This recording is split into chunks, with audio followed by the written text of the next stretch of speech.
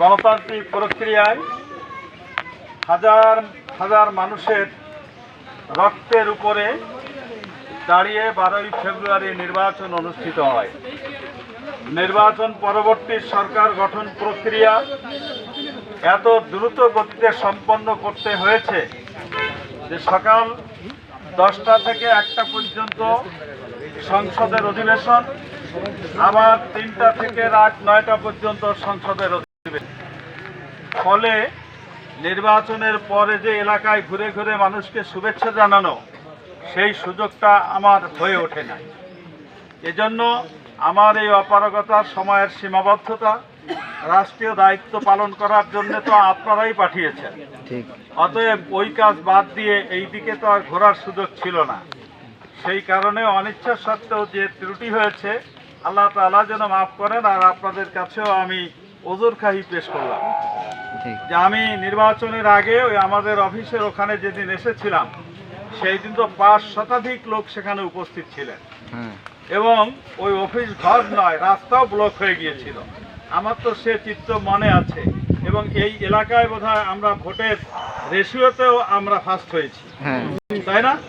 আমরা ফার্স্ট হয়েছি। তো সেই হিসাবে আগেই আসা দরকার ছিল, সেটা আসতে পারিনি। আজকে একটু সুযোগ হলো, জাতীয় সংসদের অধিবেশন বন্ধ আছে, আগস্ট মাস পুরোটাই বন্ধ থাকবে। এলাকায় আছি, সরাসরি আমাদেরকে বলে দেওয়া হয়েছে যে বৃষ্টি, অতিবৃষ্টি, ফসলহানি, বন্যা ইত্যাদি এর মাধ্যমে জনগণ কষ্টে আছে, জনগণের পাশে দাঁড়ান। আমরা আশান্বিত হয়েছি যে গণতান্ত্রিক সরকার প্রতিষ্ঠা হলে আমরা আমাদের ন্যায্য অধিকার ফিরে পাব।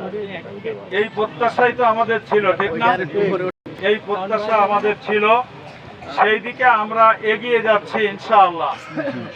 যে জনতার রক্তের পরে দাঁড়িয়ে যে সকল মায়ের বুক খালি হয়েছে, সে সকল মায়ের সামনে, সে সকল পিতার সামনে, সে সকল বিধবা স্ত্রীর সামনে আমাদের সন্তান এবং ভাইয়েরা যে রক্ত দিয়েছে, সেই রক্তের উপর দাঁড়িয়ে আজকের জাতীয় সংসদ। সেই সংসদে আপনারা মশিউর রহমানকে সম্মানিত করেছেন বিজয়ী করে, আল্লাহ রাব্বুল আলামিন সম্মানিত করেছেন। এজন্য মাবুদের দরবারে সম্মিলিতভাবে শুকরিয়া আদায় করি, আলহামদুলিল্লাহ। এলাকার উন্নয়নমূলক কাজের কেবল যাত্রা শুরু। ইনশাআল্লাহ আপনাদের দেয়া দায়িত্ব আমানতদারির সাথে পালন করা হবে, বৈষম্যহীনভাবে ইনশাআল্লাহ পালন করা হবে। এখনো পর্যন্ত দৃশ্যমান হয়তো কোনো উন্নতি দেখা যাচ্ছে না, কিন্তু ইতিমধ্যে আমাদের অনেক প্রজেক্ট আমাদের পাস হয়েছে। আগামী 2 মাসের মধ্যে একজন তো মন্তব্য করেছে যে আগামী 5 বছরে ফকিরহাটে, মোল্লাহাটে এবং চিদলমারিতে খুঁজে খুঁজে কাজ বের করে তারপরে কাজ করা লাগবে। এভাবে আমাদের কার্যক্রম আল্লাহর মেহেরবানিতে চলছে। একটি কথা আমি আপনাদেরকে বলতে চাই যে আল্লাহ রাব্বুল আলামিন এই আসনে আমাদেরকে বিজয়ী করেছেন, কিন্তু সরকার গঠন করেছে আমাদের বন্ধুরা, ঠিক কিনা? বাংলাদেশ জাতীয়তাবাদী দল। অতএব কাঁধে কাঁধ মিলিয়ে জাতীয় স্বার্থ রক্ষার্থে আমরা সকলেই ঐক্যবদ্ধ থাকবো ইনশাআল্লাহ। তার কারণ হলো আমাদের পড়শি যারা, তারা আমাদের কল্যাণ চায় না। সেই অকল্যাণ থেকে বাঁচতে হলে কোথায় জাতীয়তাবাদী দল, কোথায় জামাত ইসলামী, কোথায় বাংলাদেশ খেলাফত মজলিস, কোথায় হিন্দু আর কোথায় মুসলমান, কোনো পার্থক্য সৃষ্টি করা যাবে না। জাতীয় ইস্পাত কঠিন ঐক্যের মাধ্যমে আমরা আমাদের এই মানচিত্র আর পতাকাকে রক্ষা করবো ইনশাআল্লাহ। সবাই রাজি আছি তো? প্রিয় ভাইরা, আর 2টি কথা মাত্র আপনাদের সামনে বলতে চাই। তার মধ্যে একটি কথা হলো উন্নয়নের ব্যাপারে আমরা অনেকে আশাবাদী, তবে আমাদের কষ্ট পরিশ্রম যেন উন্নয়নের কারণে ব্যর্থ না হয়। আজকে সকালে চিতলমারিতে একটা ইটের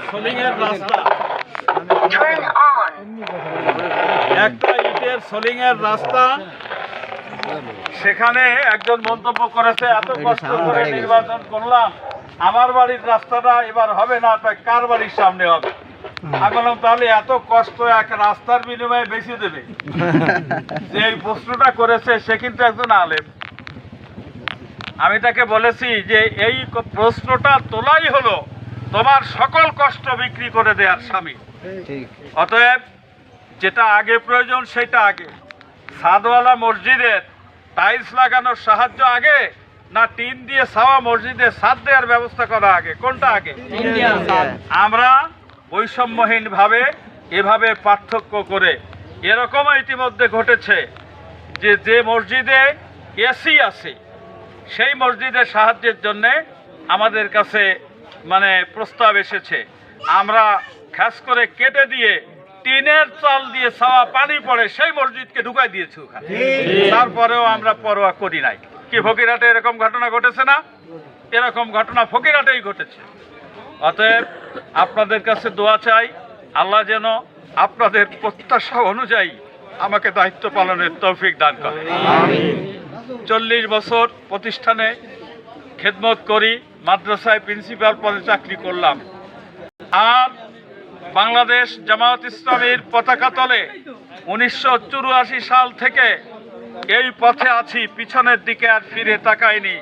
যতটুকু বাকি আছে, আসর তো প্রায় গড়াই গেল, যতটুকু সময় আছে এর সময়টুকু ইনশাআল্লাহ এই পথের পরে ইস্তেকামত থাকবো এবং আমল নষ্ট হতে দেব না। আপনাদের কাছে দোয়া চাই, দোয়া করবেন তো আপনারা আপনার এই ভাইটির জন্যে। এখন আমি সবচেয়ে পরীক্ষার মধ্যে, সবচেয়ে আমি অসহায়ত্বের মধ্যে। আমাদের বোনেরা ভাইদের চেয়ে অনেক বেশি কাজ করেছেন, তাদের কাছে ছুটে যাওয়ার সুযোগ আমার হচ্ছে না। আপনাদের মাধ্যমে তাদেরকেও আমি মোবারকবাদ জানাই এবং তাদের কাছেও আমি দোয়া চাইলাম। আপনারা তাদের কাছে আমার এই আকুতি পৌঁছে দেবেন তো ইনশাআল্লাহ। আল্লাহ রাব্বুল আলামিন জাতির আমানত হিসাবে পদবীর দায়িত্ব পালন করার তৌফিক আমাদের সবাইকে যেন দান করেন। আমিন। ওয়া আখিরু দাওয়ানা আলহামদুলিল্লাহি রাব্বিল আলামিন। আসসালামু আলাইকুম ওয়া রাহমাতুল্লাহি ওয়া বারাকাতুহু।